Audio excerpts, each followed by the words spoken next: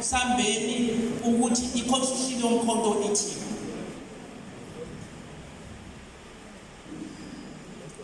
Siyake okhethweni ngonyaka ozayo.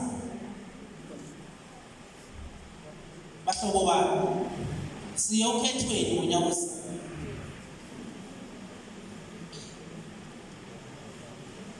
Sifuna ama-candidate azomela ukhetho. Awuzuba i-candidate ngokuthi unekani. Uyakwazi ukuthuka abanye abantu. Uzoba i-candidate ngokuthi umkhonto levike ngesisuka kulona bekune strategic planning. Comrade ufuna nengisukahle. Yebo. Strategic planning enye yezinto ebekade ku-strategic planning bekhulunywa nge-candidate selection. Candidate selection. Ukuthi i-candidate izokhethwa kanjani. Isolo besekhincwethayo siyokhethisa i-candidate ezokungena kuma-by-election. I-candidate ikhethwa ngokuthi abantu bathi cha lo simbona esifanele ukuthi akasifole. Yeyini ngizwa kahle comrade? Yebo. Awuzibeki.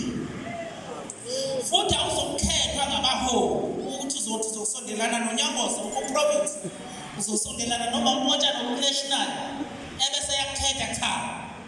Sizokhethwa ngabantu.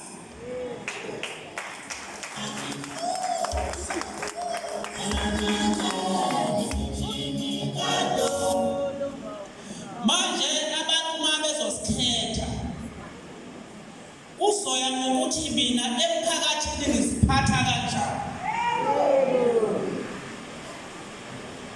Angeke umphakathi ukhethe uthi ufuna ukuba ikhansela lomkhonto kanti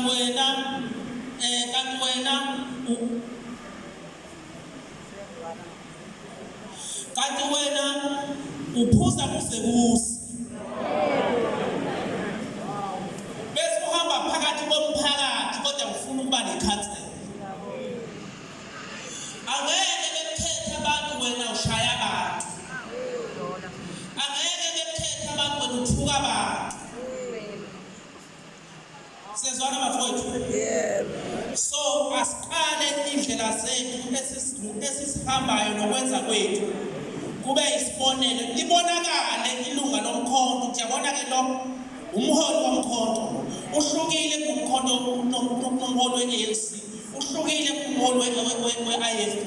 Usiphatha kahle, uyahlonipha, uyawusebenzela umphakathi. Bese bethi abantu cha lo